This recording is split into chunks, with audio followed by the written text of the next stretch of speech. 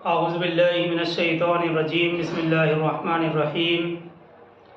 سورہ یونس آیت نمبر 1۔ الف لام را تلک آیات الکتاب الحکیم۔ الف لام را یہ بڑی حکمت بھری کتاب کی آیات ہیں۔ الف لام را تلک آیات الکتاب الحکیم، یہ بڑی حکمت بھری کتاب کی آیات ہیں۔ الحمدللہ ہماری سورہ توبہ مکمل ہوئی اور اس وقت ہمارے سامنے سورہ یونس ہے۔ اس سورہ یونس کی تفسیر میں جانے سے پہلے چند باتیں ہمارے ذہن میں رہنی چاہیے اور اس سورت سے متعلق سمجھنی چاہیے۔ سورہ یونس مکی سورتوں میں سے ہے، یعنی ان صورتوں میں سے ہے جو ہجرت سے پہلے نازل ہوئی ہیں۔ تو بہرحال سورہ یونس مکی صورتوں میں سے ہے۔ بعض حضرات نے اس کی صرف 3 آیتوں کو مدنی کہا ہے جو مدینے کی ہجرت کے بعد نازل ہوئی ہیں۔ اس میں صرف 3 آیتیں ہیں جو مدنی ہیں، باقی ساری سورہ مکی ہے۔ اس سورت میں بھی قرآن اور اسلام کے بنیادی مقاصد کو بیان کیا گیا ہے۔ اس صورت میں بھی قرآن اور اسلام کے بنیادی مقاصد کو بیان کیا گیا ہے، یعنی توحید، رسالت، آخرت وغیرہ، اور دنیا میں ہونے والے تغیرات سے استدلال کر کے آخرت اور قیامت کو ثابت کیا گیا ہے۔ یہ اس میں مضامین ہیں جو ہم پڑھیں گے۔ اس سورہ کے جو مضامین ہیں وہ قرآن اور اسلام کے بنیادی مقاصد کو بیان کیا گیا ہے، یعنی توحید، رسالت، آخرت وغیرہ، اور اسی کے ساتھ ساتھ دنیا میں ہونے والے تغیرات، کیونکہ دنیا کے اندر تغیرات ہوتے رہتے ہیں، تو تغیرات سے استدلال کر کے آخرت اور قیامت کو ثابت کیا گیا ہے۔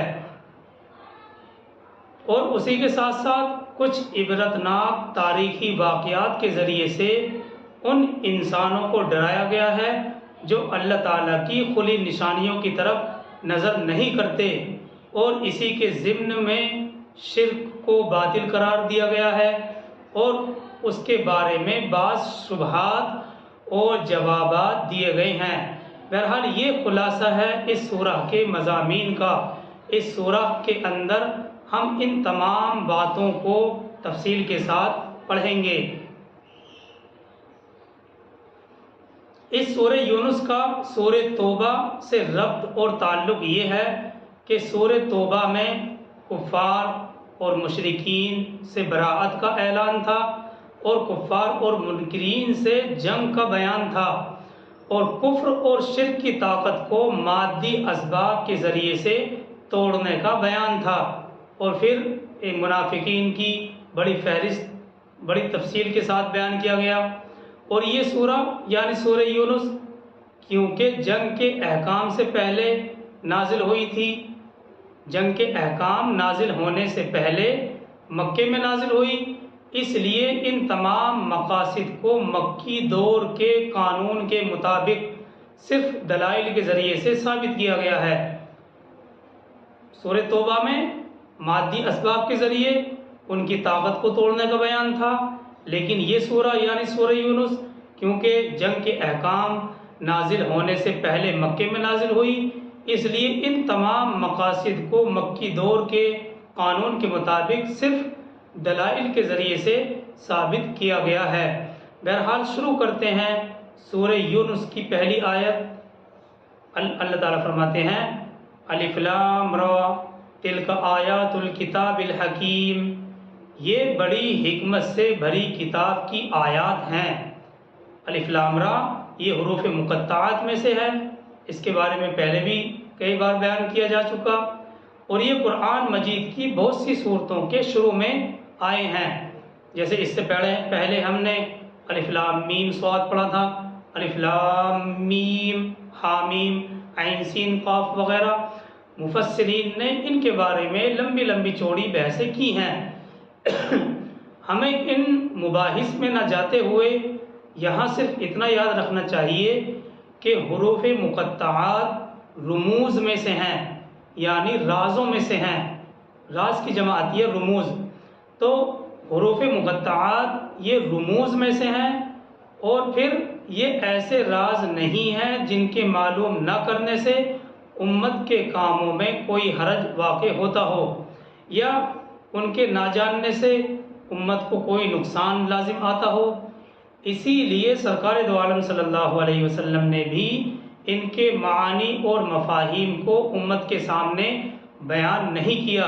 اس لیے ہمارے لیے بھی یہ ضروری ہے کہ ہم ان کی تفصیص میں نہ پڑیں، کیونکہ اگر ان کے معانی اور مفاہیم کا جاننا ہمارے لیے ضروری ہوتا یا ہمارے لیے ان کے معنی جاننے میں کوئی مصلحت ہوتی تو پھر سرکار دو عالم صلی اللہ علیہ وسلم ان کے معنی اور مفاہیم کو امت کے سامنے ضرور بیان فرما دیتے۔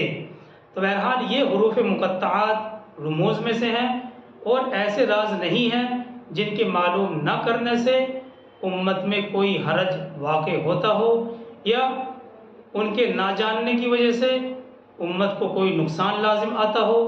اسی لیے سرکار دو عالم صلی اللہ علیہ وسلم نے بھی ان کے معانی کو امت کے سامنے بیان نہیں کیا، اور اب ہمارے لیے بھی یہ ضروری ہے کہ ان کی تفصیص میں نہ پڑا جائے، کیونکہ اگر ان کے معنی اور مفاہیم کو جاننا ہمارے لیے ضروری ہوتا یا ہمارے لیے اس میں کوئی مصلحت ہوتی تو سرکار دو عالم صلی اللہ علیہ وسلم ضرور بالضرور ان کے معانی اور مفاہیم کو امت کے سامنے بیان فرما دیتے۔ دوسری بات، یہ تو حروف مقطعات سے متعلق ہے۔ اگلا جملہ ہے، اگلا لفظ لایا گیا ہے تلکا آیات الکتاب الحکیم۔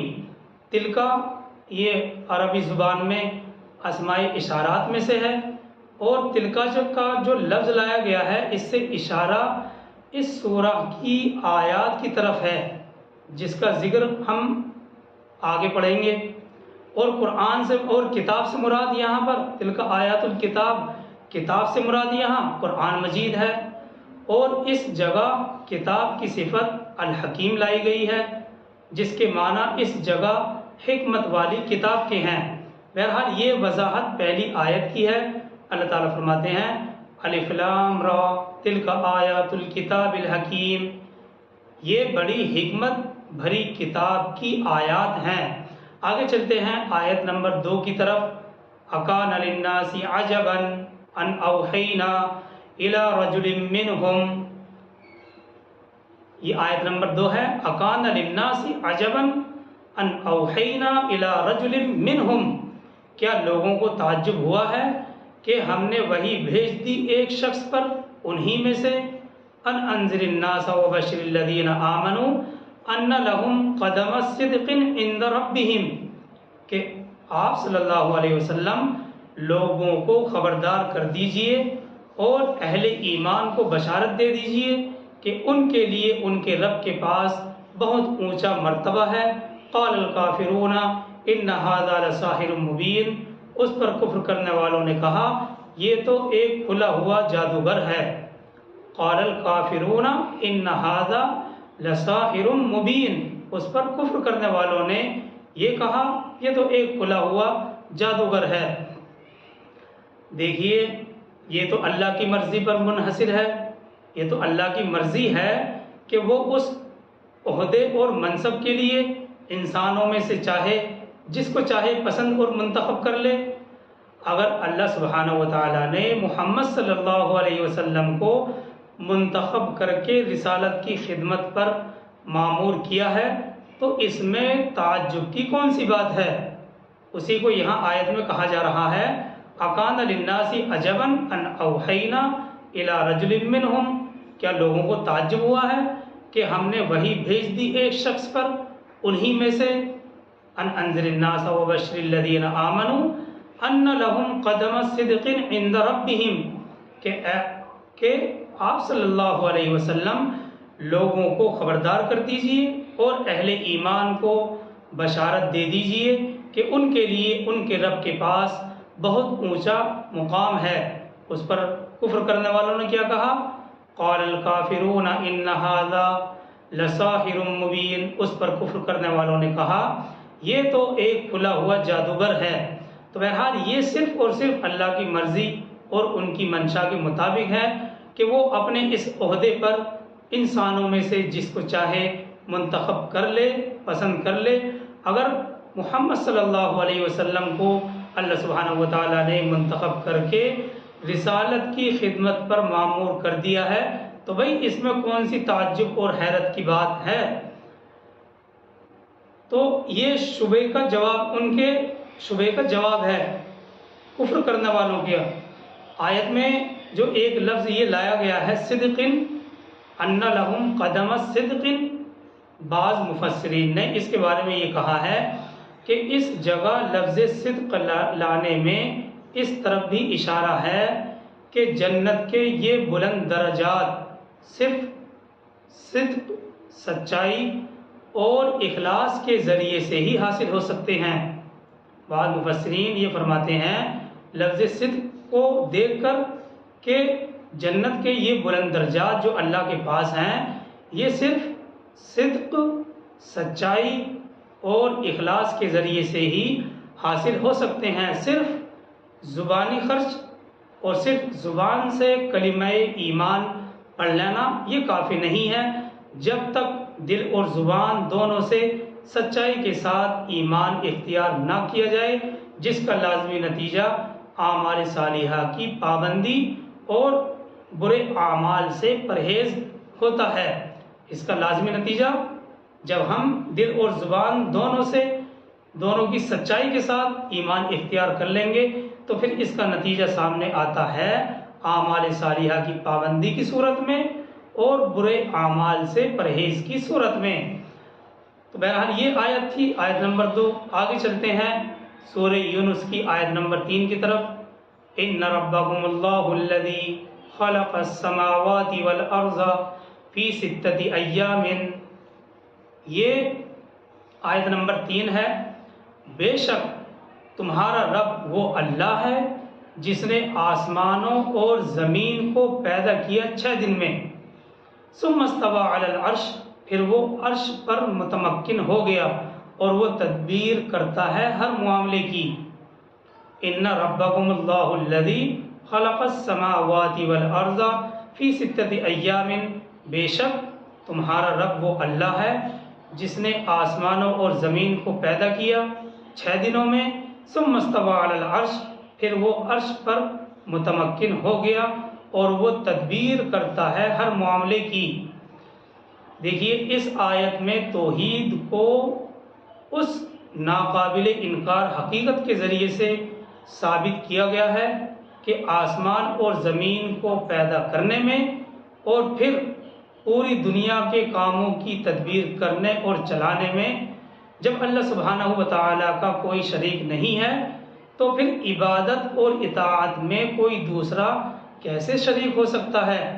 بلکہ کسی دوسرے کو اس کی اطاعت اور ذات میں شریک کرنا یہ تو بڑی بے انصافی اور ظلم کی بات ہے۔ تو یہ توحید کو اس آیت میں ثابت کیا گیا ہے اس ناقابل انکار حقیقت کے ذریعے سے کہ آسمان اور زمین کو پیدا کرنے میں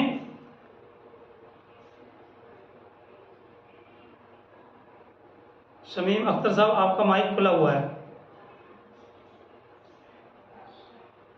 تو اس آیت میں توحید کو ثابت کیا گیا ہے کہ آسمان اور زمین کو پیدا کرنے میں اور پھر پوری دنیا کے کاموں کی تدبیر کرنے اور چلانے میں جب اللہ تعالیٰ کا کوئی شریک نہیں تو پھر عبادت اور اطاعت میں کوئی دوسرا کیسے شریک ہو سکتا ہے؟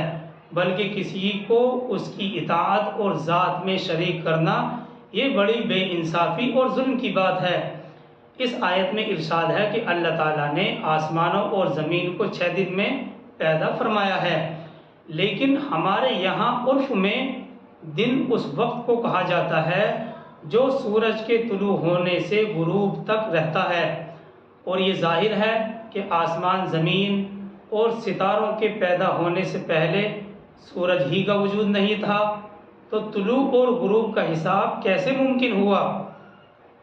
اس آیت میں جو اللہ سبحانہ و تعالیٰ نے فرمایا ہے، ہمارے یہاں عرف میں دن اس وقت کو کہا جاتا ہے جو سورج کے طلوع ہونے سے غروب آفتاب تک رہتا ہے، اور یہ ظاہر ہے کہ آسمان، زمین اور ستاروں کے پیدا ہونے سے پہلے تو سورج ہی کا وجود نہیں تھا، تو طلوع اور غروب کا حساب یہ کیسے ممکن ہو سکتا ہے؟ اس لیے مفسرین نے یہاں یہ بیان کیا ہے کہ مراد وہ وقت اور مقدار ہے جو سورج کے طلوع اور غروب کے درمیان اس دنیا کے اندر پیدا ہونے والی تھی۔ اور ایک بات یہ بھی ہے کہ 6 دن کے تھوڑے سے وقت میں اتنے بڑے جہان کو جو آسمانوں اور زمین، سیارات اور تمام کائنات پر مشتمل ہے، بنا کر تیار کر دینا، یہ تو صرف اسی ذات اقدس کا مقام ہے جو قادر مطلق ہے۔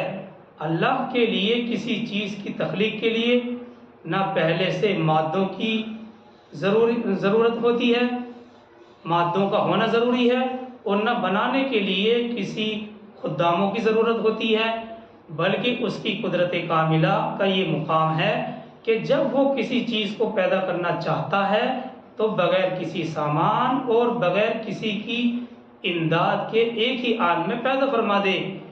یہاں 6 دن کی مہلت بھی ایک خاص حکمت کی بنا پر اختیار کی گئی ہے، کیونکہ اللہ سبحانہ و تعالیٰ نے اس دنیا کو دار الاسباب بنایا ہے، اس لیے خاص حکمت کے تحت یہ بات اختیار کی گئی ہے، ورنہ اس کی قدرت میں یہ بھی شامل تھا کہ تمام آسمانوں اور زمین کو اور اس کی کائنات کو ایک ہی آن میں، ایک ہی گھڑی میں پیدا کر دیتے۔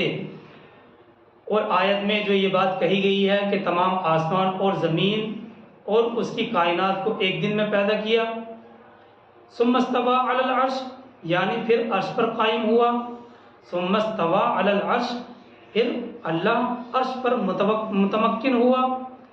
دیکھیے اس کے بارے میں اتنی بات تو قرآن حدیث سے ثابت ہے کہ عرش رحمان یعنی اللہ سبحانہ و تعالیٰ کا جو عرش ہے، کوئی ایسی مخلوق ہے جو آسمانوں اور زمین اور تمام کائنات پر محیط ہے، سارا جہاں، ساری دنیا اس کے اندر سمایا ہوا ہے۔ اس سے زیادہ اس کی حقیقت معلوم کرنا انسان کے بس کی بات نہیں ہے۔ اور حدیث سے بھی صرف اتنا ہی ثابت ہوتا ہے کہ عرش رحمان کوئی ایسی چیز ہے، کوئی ایسی مخلوق ہے جو آسمانوں اور زمین اور تمام کائنات پر محیط ہے، سارا جہان اس کے اندر سمایا ہوا ہے۔ اس سے زیادہ اس کی حقیقت کا معلوم کرنا انسان کی بس کی بات نہیں ہے۔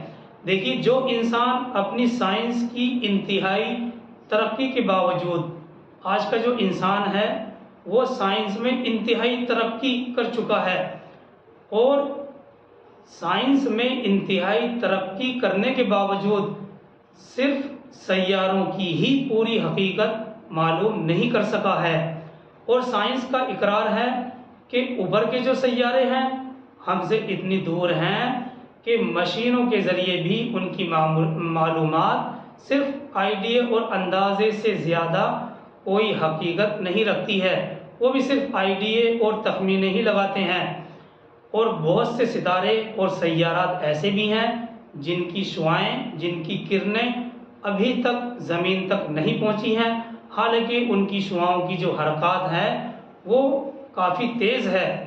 جب سیاروں اور ستاروں تک انسان کی پہنچ کا یہ حال ہے تو آسمان اور جو ان کے اوپر آسمان اور اس کے اوپر جو سیارے ہیں، یعنی ایک نیچے کے سیارے ہیں اور اوپر کے سیارے ہیں، اور سیاروں سے اوپر بھی جو آسمان ہیں، ان تمام کا حالات کیسے معلوم کر سکتا ہے انسان؟ اور پھر جو 7ویں آسمان سے بھی اوپر اور سب پر حاوی عرش رحمان ہے، اس کی حقیقت کیسے معلوم کر سکتا ہے؟ اور انسان کی رسائی کیسے ممکن ہو سکتی ہے؟ اور دیکھیے یہ بات یقینی اور ظاہر ہے کہ اللہ سبحانہ و تعالی جسم اور جسمانیت سے اور اس کی تمام صفات سے بالاتر ہے۔ نہ تو اللہ کا وجود کسی خاص سمت اور جہت سے تعلق رکھتا ہے، نہ اس کا کسی مکان میں قیام اس طرح ہو سکتا ہے جس طرح دنیا کی چیزوں کا قیام ہوتا ہے۔ یہ بات بالکل یقینی اور ظاہر ہے کہ اللہ سبحانہ و تعالی جسم اور جسمانیت سے اور اس کی تمام صفات سے بالا تر ہے۔ نہ تو اللہ کا وجود کسی خاص سمت اور جہت سے تعلق رکھتا ہے، نہ اس کا کسی مکان میں قیام اس طرح ہو سکتا ہے جس طرح دنیا کی چیزوں کا قیام ہوتا ہے۔ اسی لیے مفسرین کہتے ہیں کہ عرش پر رحمان کا قیام یہ متشابہات میں سے ہے جن کو انسان کی عقل اور فہم حاصل نہیں کر سکتی، اور اسی طرح سے قرآن مجید میں بہت سے معاملات سے متعلق بیان کیا گیا ہے، یعنی ایسے معاملات بیان کیے گئے ہیں جن میں اللہ کے لیے ہاتھ، اعضاء، ید، وجہ، چہرہ، ساق، پنڈلی وغیرہ کے الفاظ آئے ہیں۔ تو بہرحال جمہور علماء امت کا عقیدہ ان تمام کے بارے میں یہی ہے کہ اس بات پر یقین اور ایمان لایا جائے کہ یہ کلمات اپنی جگہ برحق ہیں، اور ان سے مراد جو اللہ کی ہے وہ صحیح ہے، اور اس کی کیفیت اور حقیقت کی جاننے کی فکر کو چھوڑ دیا جائے، کیونکہ یہ متشابہات میں سے ہے۔ اگر ہم ان کی کیفیت اور حقیقت کے جاننے کی فکر میں لگیں گے تو پھر راستے سے بھٹک سکتے ہیں۔ جمہور علماء امت کا عقیدہ ان کے بارے میں یہی ہے کہ ان پر ایمان لایا جائے کہ یہ کلمات اپنی جگہ برحق ہیں، اور ان سے جو مراد اللہ سبحانہ و تعالیٰ کی ہے وہ صحیح اور درست ہے، اور اس کی کیفیت اور حقیقت کی جاننے کی فکر کو چھوڑ دیا جائے۔ بہرحال یہ آیت 3 کا پہلا حصہ ہے، اس کا اگلا حصہ رہ گیا ہے، انشاءاللہ اس کو کل پورا کیا جائے گا۔ بہرحال آج کے سبق کا خلاصہ یہی ہے کہ پہلی آیت میں سورہ یونس کی اللہ سبحانہ و تعالیٰ کی آیات کے بارے میں بتایا گیا کہ یہ جو آیات ہیں یہ حکمت سے، دانائی سے بھری ہوئی باتیں ہیں اس کے اندر، اور پھر دوسری آیت میں کفر کرنے والوں کے شبہ کا جواب دیا گیا، اور پھر اللہ سبحانہ و تعالیٰ نے تیسری آیت میں توحید کو اس ناقابل حقیقت کے ذریعے سے ثابت کیا ہے جس کو کوئی بھی انسان ٹال نہیں سکتا، اور وہ ہے آسمانوں اور زمین کی پیدائش 6 دن میں، یعنی آسمان اور زمین کو 6 دن کے پیدا کرنے میں۔ تو یہ خلاصہ ہے۔ اللہ تعالی ہم سب کو عمل کی توفیق عطا فرمائے۔ سبحان اللہ بحمدہ، سبحان اللہ وبحمدہ، ونشهد ان لا الہ الا انت ونستغفرک ونتوب الیک۔ سبحان ربک رب العزۃ عما یصفون وسلام علی المرسلین والحمد للہ رب العالمین۔ جزاک اللہ خیر حافظ صاحب، ماشاء اللہ بہت اچھا